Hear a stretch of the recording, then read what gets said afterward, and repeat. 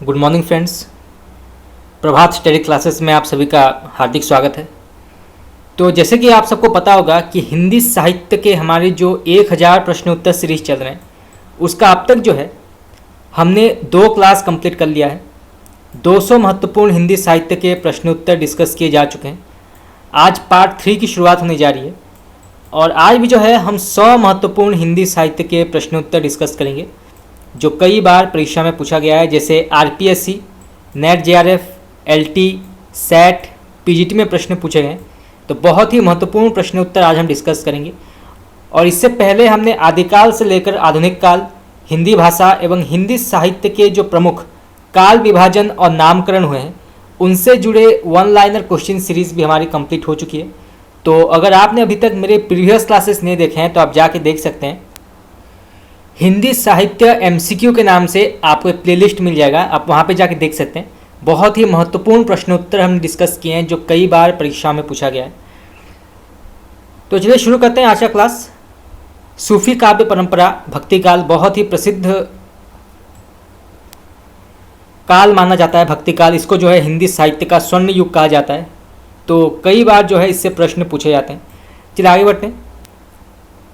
सूफी साधना में ईश्वर की कल्पना किस रूप में की गई है? बहुत ही महत्वपूर्ण प्रश्न है। तो सूफी साधना में ईश्वर की कल्पना जो है ये किस रूप में की गई है? तो इसका सही उत्तर होगा आपका ऑप्शन नंबर बी, पत्नी रूप में। ठीक है, रखिएगा पत्नी रूप में जो है सूफी साधना में ईश्वर की कल्पना की गई है। तो आपका बी ऑप्शन जो है बिल्कुल यहाँ पे सही है। चलिए आगे बढ़ते हैं। इनमें से सूफी साधना के मुकामों में कौन सा शामिल नहीं है? तो इनमें से जो है सूफी साधना के मुकामों में कौन सा शामिल नहीं है? तो इसका सही उत्तर होगा आपका ऑप्शन नंबर ए, मलकत। ख्याल रखिएगा मलकत जो है ये सूफी साधना में शामिल नहीं है। बाकी शरीयत, मारिफत, हकीकत और तरीकत जो है, ख्याल रखिएगा शरीयत, तरीकत, मारिफत और हकीकत जो है ये सूफी साधना के प्रमुख मुकामों में शामिल है। तो आपका ए ऑप्शन जो है बिल्कुल यहाँ पे गलत है। चलिए आगे बढ़ते हैं। डॉक्टर नगेंद्र ने प्रेमाख्यान काव्य परंपरा का पहला ग्रंथ किसे माना है? बहुत ही महत्वपूर्ण प्रश्न है। तो डॉक्टर नगेंद्र ने प्रेमाख्यान काव्य परंपरा का पहला ग्रंथ किसे माना है? तो इसका सही उत्तर होगा आपका ऑप्शन नंबर बी, हंसावली। ठीक है, रखिएगा हंसावली जो है इसको डॉक्टर नगेंद्र ने प्रेमाख्यान काव्य परंपरा का पहला ग्रंथ माना है। तो आपका बी ऑप्शन बिल्कुल यहाँ पे सही है। चलिए आगे बढ़ते हैं। आचार्य शुक्ल ने किस काव्य ग्रंथ को प्रेमाख्यान काव्य परंपरा का पहला ग्रंथ माना है? बहुत ही महत्वपूर्ण प्रश्न है, कई बार परीक्षा में पूछा गया है। तो आचार्य शुक्ल ने किस काव्य ग्रंथ को प्रेमाख्यान काव्य परंपरा का पहला ग्रंथ माना है? तो इसका सही उत्तर होगा आपका ऑप्शन नंबर बी, मृगावती। ठीक है, देखिएगा मृगावती जो है इसको आचार्य शुक्ल ने प्रेमाख्यान काव्य परंपरा का पहला ग्रंथ माना है। तो आपका बी ऑप्शन बिल्कुल यहाँ पे सही है। चलिए आगे बढ़ते हैं। चंदायन के रचयिता का नाम क्या है? तो इसका सही उत्तर होगा आपका option number B, Mulla Daud. ख्याल रखिएगा मुल्ला दाऊद की बहुत ही प्रसिद्ध रचना है चंदायन। तो आपका बी ऑप्शन बिल्कुल यहाँ पे सही है। चलिए आगे बढ़ते हैं। मधुमालती के रचनाकार का नाम क्या है? तो मधुमालती के रचनाकार का नाम क्या है? तो इसका सही उत्तर होगा आपका ऑप्शन नंबर बी, मंझन। ख्याल रखिएगा मंझन कवि जो है ये मधुमालती के लेखक हैं। तो आपका बी ऑप्शन बिल्कुल यहाँ पे सही है। चलिए आगे बढ़ते हैं। शेख नबी की कौन सी रचना जो है इनमें से है? तो निम्नलिखित में से कौन सी रचना जो है शेख नबी की है? तो इसका सही उत्तर होगा आपका ऑप्शन नंबर ए, ज्ञानदीप। ख्याल रखिएगा ज्ञानदीप जो है ये शेख नबी ने लिखा है। तो आपका ए ऑप्शन जो है बिल्कुल यहाँ पे सही है। चलिए आगे बढ़ते हैं।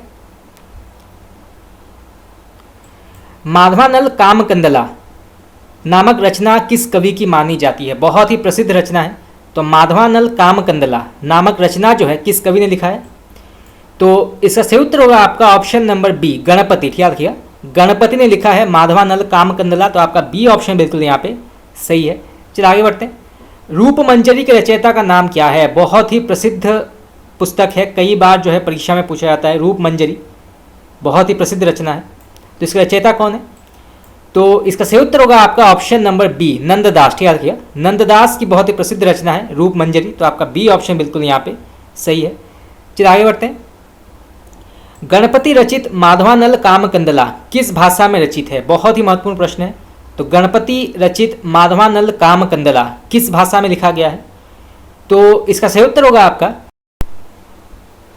तो इसका सही उत्तर होगा आपका ऑप्शन नंबर सी, राजस्थानी। ठीक है, रखिएगा। माधवानल कामकंदला जो है ये राजस्थानी भाषा में लिखा गया है, तो आपका सी ऑप्शन बिल्कुल यहाँ पे सही है। चलिए आगे बढ़ते हैं। ढोला मारूरा दोहा किस भाषा में रचित प्रेमाख्यान ग्रंथ है? बहुत ही महत्वपूर्ण प्रश्न है। तो ढोला मारूरा दोहा जो है ये किस भाषा में लिखा गया प्रेमाख्यान ग्रंथ है? तो इसका सही उत्तर होगा आपका ऑप्शन नंबर सी, राजस्थानी। ठीक है, रखिएगा। राजस्थानी भाषा में लिखा गया है, तो आपका सी ऑप्शन बिल्कुल यहाँ पे सही है। चलिए आगे बढ़ते हैं। मधुमालती का नायक कौन है? तो मधुमालती ग्रंथ में नायक का नाम क्या है? तो इसका सही उत्तर होगा आपका ऑप्शन नंबर बी, मनोहर। ठीक है, रखिएगा। मनोहर नामक एक पात्र है मधुमालती में, तो आपका बी ऑप्शन बिल्कुल यहाँ पे सही है। चलिए आगे बढ़ते हैं। किस प्रेमाख्यान काव्य का नायक राजकुमार ऋतुपर्ण है? बहुत ही महत्वपूर्ण प्रश्न है। तो किस प्रेमाख्यान काव्य का नायक जो है राजकुमार ऋतुपर्ण है? तो इसका सही उत्तर होगा आपका ऑप्शन नंबर ए, सत्यवती कथा। ठीक है, रखिएगा। सत्यवती कथा जो है इसमें एक नायक है जिसका नाम है राजकुमार ऋतुपर्ण। चलिए आगे बढ़ते हैं। ज्ञानदीप नामक प्रेमाख्यान काव्य की नायिका का नाम क्या है? बहुत ही महत्वपूर्ण प्रश्न है। तो इसका सही उत्तर होगा आपका ऑप्शन नंबर बी, देवयानी। ठीक है, रखिएगा। ज्ञानदीप नामक प्रेमाख्यान काव्य की नायिका का नाम है देवयानी, तो आपका बी ऑप्शन बिल्कुल यहाँ पे सही है। चलिए आगे बढ़ते हैं। लैला मजनू के कथानक को हिंदी में प्रेमाख्यान काव्य परंपरा में प्रस्तुत करने का श्रेय किस कवि को प्राप्त है? बहुत ही महत्वपूर्ण प्रश्न है, इसको आप नोट कर सकते हैं, कई बार परीक्षा में पूछा गया है। तो लैला मजनू के कथानक को हिंदी में प्रेमाख्यान काव्य परंपरा में प्रस्तुत करने का श्रेय जो है किस कवि को है? तो इसका सही उत्तर होगा आपका ऑप्शन नंबर बी, जान कवि। ठीक है, रखिएगा। जान कवि, तो आपका बी ऑप्शन बिल्कुल यहाँ पे सही है। चलिए आगे बढ़ते हैं। तन चितउर मन राउर किन्हा पंक्ति किस काव्य ग्रंथ से ली गई है? बहुत ही महत्वपूर्ण प्रश्न है। तो तन चितउर मन राउर किन्हा जो है ये किस काव्य ग्रंथ से लिया गया है? तो इसका सही उत्तर होगा आपका ऑप्शन नंबर बी, पद्मावत। ठीक है, रखिएगा। पद्मावत से लिया गया है, तो आपका बी ऑप्शन जो है बिल्कुल यहाँ पे सही है। चलिए आगे बढ़ते हैं।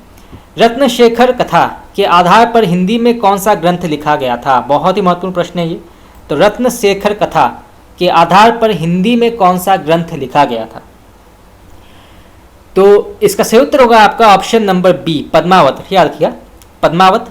चलिए आगे बढ़ते हैं।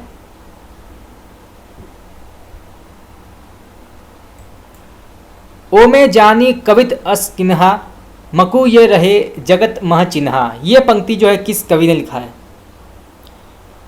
तो इसका सही उत्तर होगा आपका ऑप्शन नंबर बी, जायसी। ठीक है, जायसी की बहुत ही प्रसिद्ध पंक्ति है, तो आपका बी ऑप्शन जो है बिल्कुल यहाँ पे सही होगा। चलिए आगे बढ़ते हैं। इनमें से कौन सी विशेषता जो है सूफी काव्य के अंतर्गत नहीं आती है? बहुत ही महत्वपूर्ण प्रश्न है। तो इनमें से कौन सी विशेषता जो है वो सूफी काव्यों के अंतर्गत नहीं आती? तो इसका सही उत्तर होगा आपका ऑप्शन नंबर डी, ब्रज भाषा का प्रयोग। ठीक है, रखिएगा। ब्रज भाषा का प्रयोग जो है बिल्कुल गलत है, क्योंकि सूफी काव्यों में जो है अवधी भाषा, ठीक है रखिएगा, अवधी भाषा का प्रयोग होता था। तो आपका डी ऑप्शन जो है बिल्कुल यहाँ पे गलत है। बाकी रहस्यवादी भावना ये बिल्कुल सही है, हिंदू संस्कृति का चित्रण ये बिल्कुल सही है, और लौकिक प्रेम के माध्यम से अलौकिक प्रेम की व्यंजना ये बिल्कुल सही है। पर डी ऑप्शन जो है बिल्कुल यहाँ पे गलत होगा। चलिए आगे बढ़ते हैं। किस जैन कवि ने अपने आत्मचरित में मधुमालती एवं मृगावती का उल्लेख किया है? बहुत ही महत्वपूर्ण प्रश्न है ये। तो किस जैन कवि ने अपने आत्मचरित में मधुमालती और मृगावती का उल्लेख किया है? तो इसका सही उत्तर होगा आपका ऑप्शन नंबर बी, बनारसी दास। ठीक है रखिएगा, बनारसी दास ने किया है, तो आपका बी ऑप्शन जो है बिल्कुल यहाँ पे सही होगा। चलिए आगे बढ़ते हैं। आखिरी कलाम नामक पुस्तक जायसी ने किस शासक के शासनकाल में लिखी थी? बहुत ही महत्वपूर्ण प्रश्न है ये। तो आखिरी कलाम नामक पुस्तक जो है जायसी ने किस शासक के शासनकाल में लिखी थी? तो इसका सही उत्तर होगा आपका ऑप्शन नंबर ए, बाबर। ठीक है रखिएगा, बाबर के शासनकाल में लिखा था, तो आपका ए ऑप्शन जो है बिल्कुल यहाँ पे सही है। चलिए आगे बढ़ते हैं। पद्मावत की अधिकतर हस्तलिखित प्रतियों किस लिपि में मिलती है? तो इसका सही उत्तर होगा आपका ऑप्शन नंबर बी, फारसी। ठीक है रखिएगा, फारसी लिपि में मिलती है पद्मावत की अधिकतर हस्तलिखित प्रतियां, तो आपका बी ऑप्शन जो है बिल्कुल यहाँ पे सही होगा। चलिए आगे बढ़ते हैं। मोही का हसेसी की कोहरही पंक्ति किस कवि की है? तो किसने लिखा है? तो इसका सही उत्तर होगा आपका ऑप्शन नंबर बी, जायसी। ठीक है, जायसी की बहुत ही प्रसिद्ध पंक्ति है, तो इसको आप नोट कर सकते हैं, परीक्षा में पूछा जा सकता है ये। चलिए आगे बढ़ते हैं। आखिरी कलाम में किसका वर्णन है? बहुत ही महत्वपूर्ण प्रश्न है, इसको आप नोट कर सकते हैं। तो आखिरी कलाम में किसका वर्णन है? तो इसका सही उत्तर होगा आपका ऑप्शन नंबर बी, कयामत। ठीक है, कयामत का वर्णन है आखिरी कलाम में, तो आपका बी ऑप्शन जो है बिल्कुल यहाँ पे सही होगा। चलिए आगे बढ़ते हैं। जायसी की किस रचना में वर्णमाला के एक एक अक्षर को लेकर सिद्धांत संबंधी तत्वों से भरी चौपाइयाँ कही गई है? बहुत ही महत्वपूर्ण प्रश्न है। तो जायसी की किस रचना में वर्णमाला के एक एक अक्षर को लेकर सिद्धांत संबंधी तत्वों से भरी चौपाइयाँ कही गई है? तो इसका सही उत्तर होगा आपका ऑप्शन नंबर सी, अखरावट। ठीक है, अखरावट। चलिए आगे बढ़ते हैं। पद्मावत में हीरामन किसका प्रतीक है? या पद्मावत में जो है हीरामन किसका नाम है? तो इसका सही उत्तर होगा आपका ऑप्शन नंबर सी, एक तोता। ठीक है, पद्मावत में एक तोता का नाम हीरामन है, तो आपका सी ऑप्शन जो है बिल्कुल यहाँ पे सही होगा। चलिए आगे बढ़ते हैं। राघव चेतन का उल्लेख किस प्रेमाख्यान ग्रंथ में मिलता है? बहुत ही महत्वपूर्ण प्रश्न है। तो राघव चेतन का उल्लेख जो है किस प्रेमाख्यान ग्रंथ में मिलता है? तो इसका सही उत्तर होगा आपका ऑप्शन नंबर ए, पद्मावत। ठीक है, पद्मावत में मिलता है, तो आपका ए ऑप्शन जो है बिल्कुल यहाँ पे सही है। चलिए आगे बढ़ते हैं। भूली चकोर दीढ़ी मुख लावा, मेघ घटा मह चंद दिखावा, ये पंक्ति किस ग्रंथ से ली गई है? बहुत ही प्रसिद्ध पंक्ति है। तो इसका सही उत्तर होगा आपका ऑप्शन नंबर डी, पद्मावत। ख्याल रखिएगा, पद्मावत से ये पंक्ति ली गई है, तो आपका डी ऑप्शन जो है बिल्कुल यहाँ पे सही होगा। चलिए आगे बढ़ते हैं। प्रेम गाथा परंपरा का सर्वाधिक प्रौढ़ एवं सरस ग्रंथ शुक्ल जी ने किसे माना है? बहुत ही महत्वपूर्ण प्रश्न है। तो प्रेम गाथा परंपरा का सर्वाधिक प्रौढ़ एवं सरस ग्रंथ जो है शुक्ल जी ने किसे माना है? तो इसका सही उत्तर होगा आपका ऑप्शन नंबर सी, पद्मावत। ख्याल रखिएगा, पद्मावत को जो है आचार्य रामचंद्र शुक्ल ने प्रेम गाथा परंपरा का सर्वाधिक प्रौढ़ एवं सरस ग्रंथ माना है, तो आपका सी ऑप्शन बिल्कुल यहाँ पे सही है। चलिए आगे बढ़ते हैं। गोरा बादल का उल्लेख किस प्रेमाख्यान काव्य में मिलता है? बहुत ही महत्वपूर्ण प्रश्न है। तो गोरा बादल का उल्लेख जो है ये किस प्रेमाख्यान काव्य में मिलता है? तो इसका सही उत्तर होगा आपका ऑप्शन नंबर ए, पद्मावत। ख्याल रखिएगा, पद्मावत में जो है गोरा बादल का उल्लेख है, तो आपका ए ऑप्शन जो है बिल्कुल यहाँ पे सही होगा। चलिए आगे बढ़ते हैं। चित्रावली कहाँ की राजकुमारी थी? बहुत ही महत्वपूर्ण प्रश्न है। तो चित्रावली जो है ये कहाँ की राजकुमारी थी?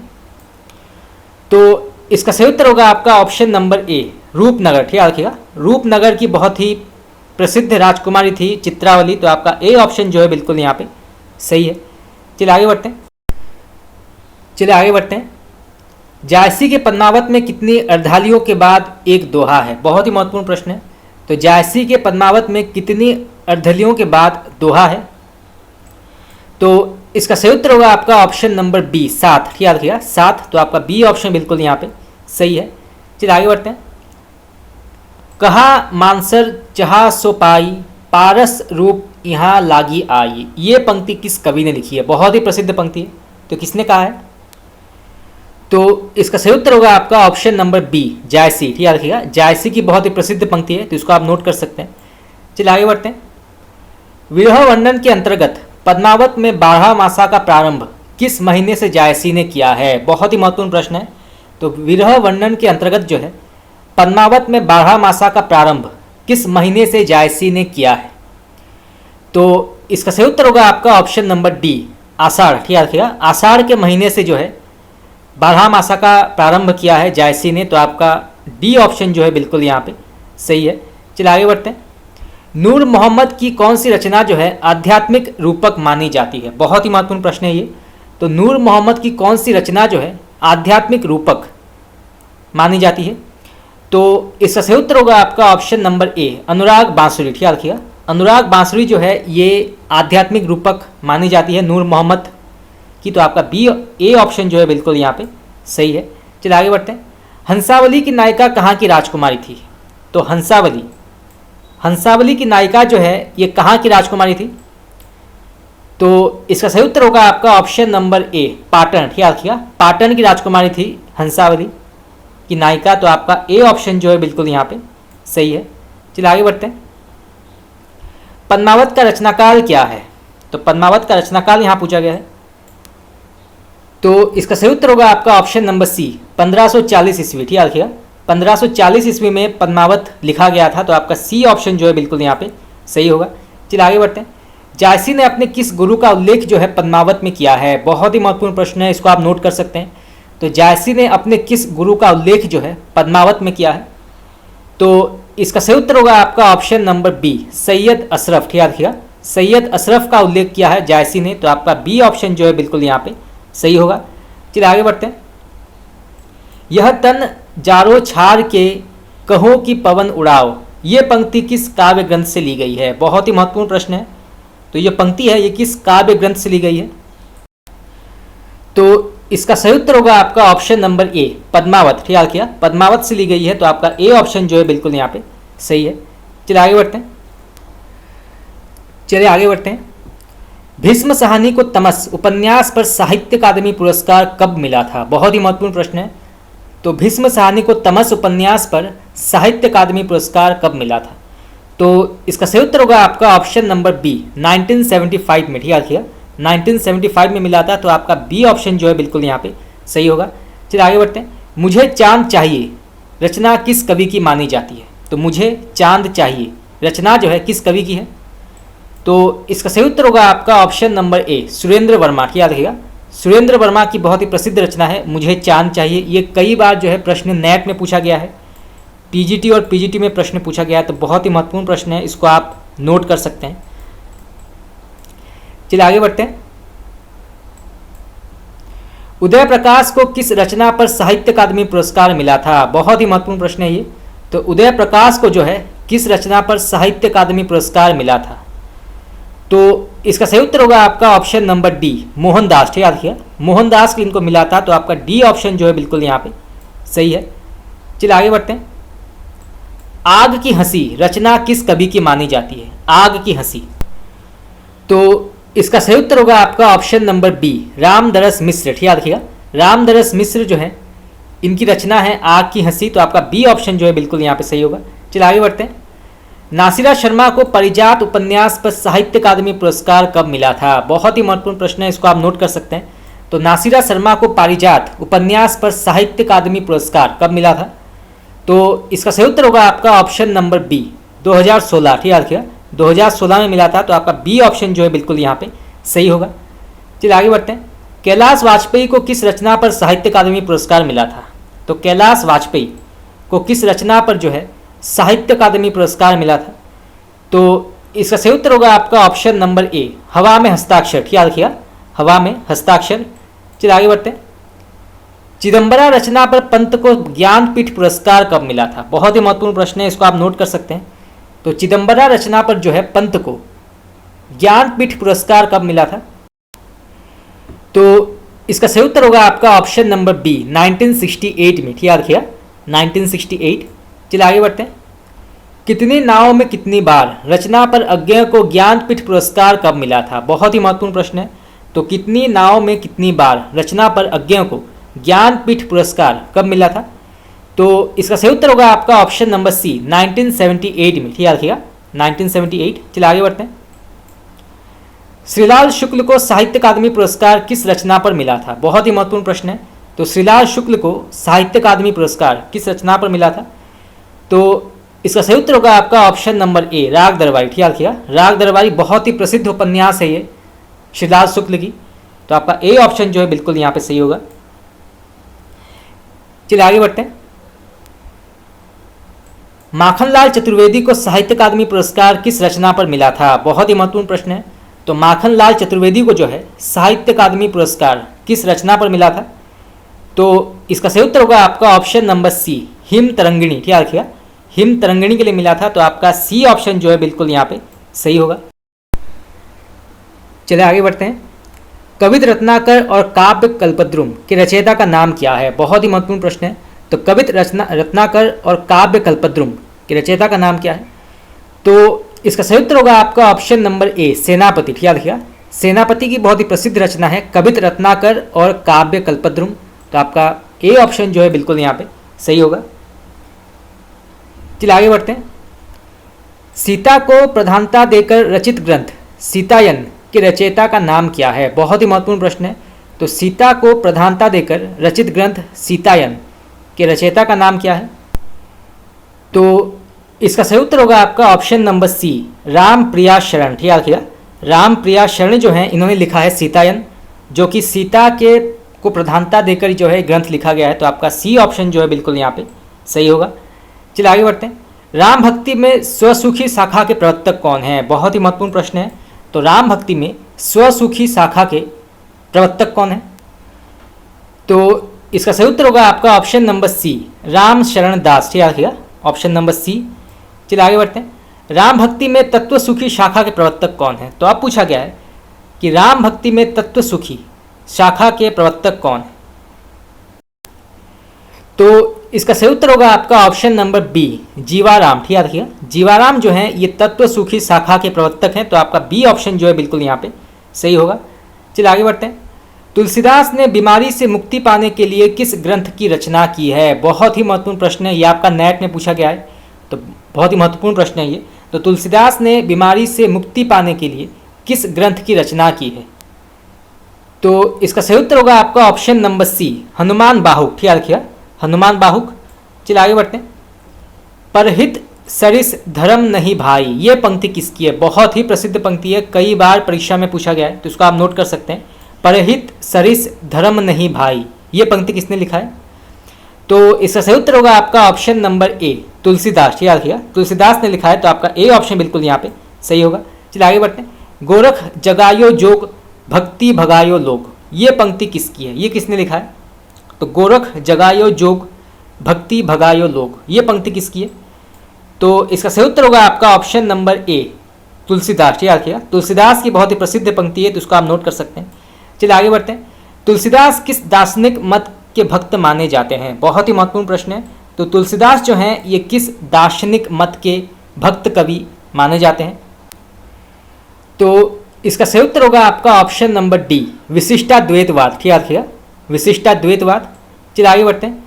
तुलसीदास को बुद्ध देव के बाद सबसे बड़ा लोकनायक किसने माना है? बहुत ही महत्वपूर्ण ये कथन है, कई बार जो है परीक्षा में पूछा गया ये। तो तुलसीदास को बुद्ध देव के बाद सबसे महान सबसे बड़ा लोकनायक किसने कहा है? तो इसका सही उत्तर होगा आपका option number D, George Grierson. ठीक है, जॉर्ज ग्रियर्सन ने कहा है। तो आपका डी ऑप्शन बिल्कुल यहाँ पे सही है। चलिए आगे बढ़ते हैं। राम भक्ति की वो शाखा जिसमें भक्त अपने को सीता की सखी के रूप में रखकर राम की भक्ति में प्रवृत्त होता है। बहुत ही महत्वपूर्ण प्रश्न है। तो राम भक्ति की वो शाखा कौन सी है जिसमें भक्त अपने को सीता की सखी के रूप में रखकर राम की भक्ति में प्रवृत्त होता है? तो इसका सही उत्तर होगा आपका ऑप्शन नंबर ए, तत्व सुखी। ठीक है, तत्व सुखी। चलिए आगे बढ़ते हैं। तुलसीदास को कलिकाल का वाल्मीकि किसने कहा है? बहुत ही महत्वपूर्ण प्रश्न है, ये आपका नेट में पूछा गया है, टेट में पूछा गया है, टीजीटी पीजीटी में कई बार ये प्रश्न पूछे गए हैं, तो उसको आप नोट कर सकते हैं। तो तुलसीदास को जो है कलिकाल का वाल्मीकि किसने कहा है? तो इसका सही उत्तर होगा आपका ऑप्शन नंबर ए, नाभादास। ठीक है, नाभादास जो है इन्होंने जो है तुलसीदास को कलिकाल का वाल्मीकि कहा है। तो आपका ए ऑप्शन जो है बिल्कुल यहाँ पे सही होगा। चलिए आगे बढ़ते हैं। राम भक्ति में रसिक संप्रदाय की शुरुआत किसने की थी? तो राम भक्ति में रसिक संप्रदाय इसकी शुरुआत किसने की थी? तो इसका सही उत्तर होगा आपका ऑप्शन नंबर ए, अग्रदास। ठीक है, रखिएगा, अग्रदास ने की थी। तो आपका ए ऑप्शन बिल्कुल यहाँ पे सही होगा। चलिए आगे बढ़ते हैं। किस जातक कथा में राम कथा है? तो किस जातक कथा में जो है राम कथा है? तो इसका सही उत्तर होगा आपका ऑप्शन नंबर बी, अनामर्क जातक। ठीक है, रखिएगा, इसमें जो है राम कथा का वर्णन है। तो आपका बी ऑप्शन जो है बिल्कुल यहाँ पे सही है। चलिए आगे बढ़ते हैं। इनमें से रामानुजाचार्य द्वारा प्रवर्तित उस संप्रदाय का नाम बताइए जिसमें राम भक्ति का विधान है। बहुत ही महत्वपूर्ण प्रश्न है। तो इनमें से रामानुजाचार्य द्वारा प्रवर्तित उस संप्रदाय का नाम बताइए जिसमें कि राम भक्ति का विधान है। तो इसका सही उत्तर होगा आपका ऑप्शन नंबर ए, ब्रह्म संप्रदाय। ठीक है, रखिएगा, ब्रह्म संप्रदाय। चलिए आगे बढ़ते हैं। राम तारक मंत्र के रचयिता का नाम क्या है? बहुत ही प्रसिद्ध प्रश्न है, कई बार परीक्षा में पूछा गया है। तो राम तारक मंत्र के रचयिता का नाम क्या है? किसने लिखा है ये? तो इसका सही उत्तर होगा आपका ऑप्शन नंबर बी, रामानंद। ठीक है, रखिएगा, रामानंद की बहुत ही प्रसिद्ध रचना है राम तारक मंत्र, तो आपका बी ऑप्शन जो है बिल्कुल यहाँ पे सही होगा। चलिए आगे बढ़ते हैं। धनुष बाणधारी राम के लोक रक्षक स्वरूप की उपासना उत्तर भारत में किसने प्रचलित की थी? बहुत ही महत्वपूर्ण प्रश्न है। तो धनुष बाणधारी राम के लोक रक्षक स्वरूप की उपासना जो है उत्तर भारत में किसने की थी या किसने प्रचलित की थी? तो इसका सही उत्तर होगा आपका ऑप्शन नंबर बी, रामानंद ने। ठीक याद किया, रामानंद ने जो है उत्तर भारत में भक्ति आंदोलन को प्रचार प्रसार करने का बहुत ही महत्वपूर्ण योगदान दिया था। और यहाँ पे राम के लोक रक्षक स्वरूप को उत्तर भारत में प्रचलित करने का जो श्रेय है वो रामानंद को जाता है। तो आपका बी ऑप्शन जो है बिल्कुल यहाँ पे सही होगा। चलिए आगे बढ़ते हैं। अंगद पैज नामक काव्य ग्रंथ के रचयिता का नाम क्या है? तो अंगद पैंज नामक काव्य ग्रंथ के रचयिता का नाम क्या है? तो इसका सही उत्तर होगा आपका ऑप्शन नंबर बी, ईश्वर दास। याद किया, ईश्वर दास ने लिखा है। तो आपका बी ऑप्शन जो है बिल्कुल यहाँ पे सही होगा। चलिए आगे बढ़ते हैं। रामाष्टयाम के रचयिता का नाम क्या है? तो रामाष्टयाम के रचयिता का नाम क्या है? ये किसने लिखा है? तो इसका सही उत्तर होगा आपका ऑप्शन नंबर सी, अग्रदास। ठीक याद किया, अग्रदास की बहुत ही प्रसिद्ध रचना है रामाष्टयाम। तो आपका सी ऑप्शन बिल्कुल यहाँ पे सही है। चलिए आगे बढ़ते हैं। अवध विलास के रचयिता का नाम क्या है? अवध विलास। तो इसका सही उत्तर होगा आपका option number B, Pranchand Chauhan. ठीक याद किया, sorry option number D, Lal Das. ठीक याद किया, लाल दास जो है इन्होंने लिखा है अवध विलास। तो आपका डी ऑप्शन जो है बिल्कुल यहाँ पे सही होगा। चलिए आगे बढ़ते हैं।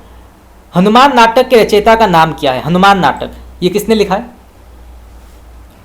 तो इसका सही उत्तर होगा आपका ऑप्शन नंबर डी, हृदय राम। ठीक याद किया, हृदय राम ने लिखा है हनुमान नाटक। तो आपका डी ऑप्शन जो है बिल्कुल यहाँ पे सही होगा। चलिए आगे बढ़ते हैं। राम के दरबार में भेजने के लिए तुलसी ने किस ग्रंथ की रचना की थी? बहुत ही महत्वपूर्ण प्रश्न है। तो राम के दरबार में भेजने के लिए तुलसीदास ने किस ग्रंथ की रचना की थी?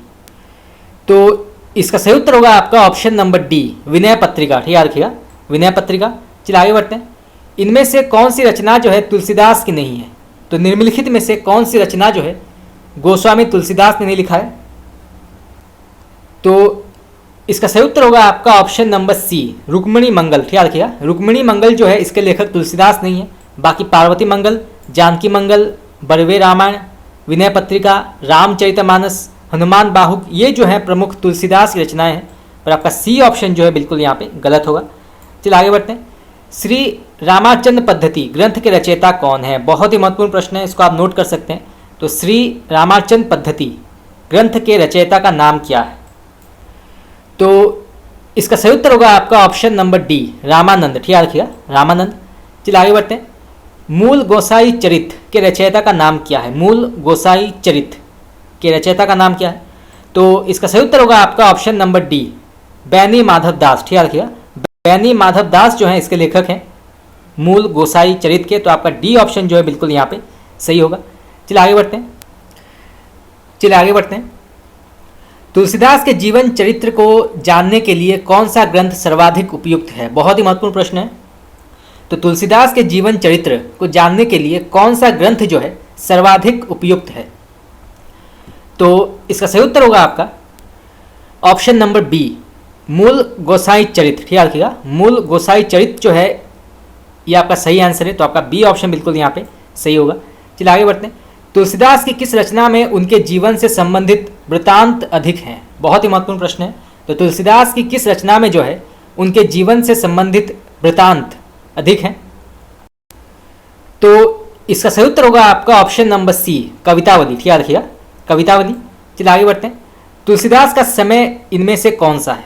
तो तुलसीदास का जो समय है या जीवन काल जो है इनमें से कौन सा है? तो इसका सही उत्तर होगा आपका ऑप्शन नंबर ए, 1532 से 1623 ईस्वी जो है ये तुलसीदास का समय है। तो आपका ए ऑप्शन जो है बिल्कुल यहाँ पे सही होगा। इसको आप नोट कर लीजिए, कई बार जो है परीक्षा में पूछा गया है। चलिए आगे बढ़ते हैं। अस्थि चर्म में देह मम तामे ऐसी प्रीति, ये कथन किसका है? बहुत ही प्रसिद्ध कथन है, कई बार जो है परीक्षा में पूछा गया है। तो किसने कहा है? तो इसका सही उत्तर होगा आपका ऑप्शन नंबर सी, रत्नावली। ठीक याद रखिएगा, रत्नावली। चलिए आगे बढ़ते हैं। काशी में तुलसी ने किस गुरु के पास रहकर विद्या अध्ययन किया था? बहुत ही महत्वपूर्ण प्रश्न है। तो काशी में तुलसीदास ने जो है किस गुरु के पास रहकर विद्या अध्ययन किया था। तो इसका सही उत्तर होगा आपका ऑप्शन नंबर बी, शेष सनातन। ठीक है, रखिएगा शेष सनातन, तो आपका बी ऑप्शन जो है बिल्कुल यहाँ पे सही है। चलिए आगे बढ़ते हैं।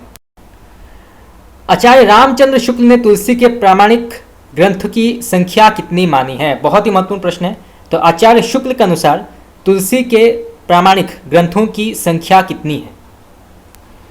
तो इसका सही उत्तर होगा आपका ऑप्शन नंबर बी, 12। ठीक है, रखिएगा 12 जो है इन्होंने आचार्य रामचंद्र शुक्ल ने तुलसी के प्रामाणिक ग्रंथों का संख्या माना है। तो आपका बी ऑप्शन जो है बिल्कुल यहाँ पे सही होगा। चलिए आगे बढ़ते हैं। बरवे रामायण की रचना जो है तुलसी ने किसके आग्रह पर की थी? बहुत ही महत्वपूर्ण प्रश्न है। तो बरवे रामायण की रचना जो है तुलसी ने किसके आग्रह पर की थी?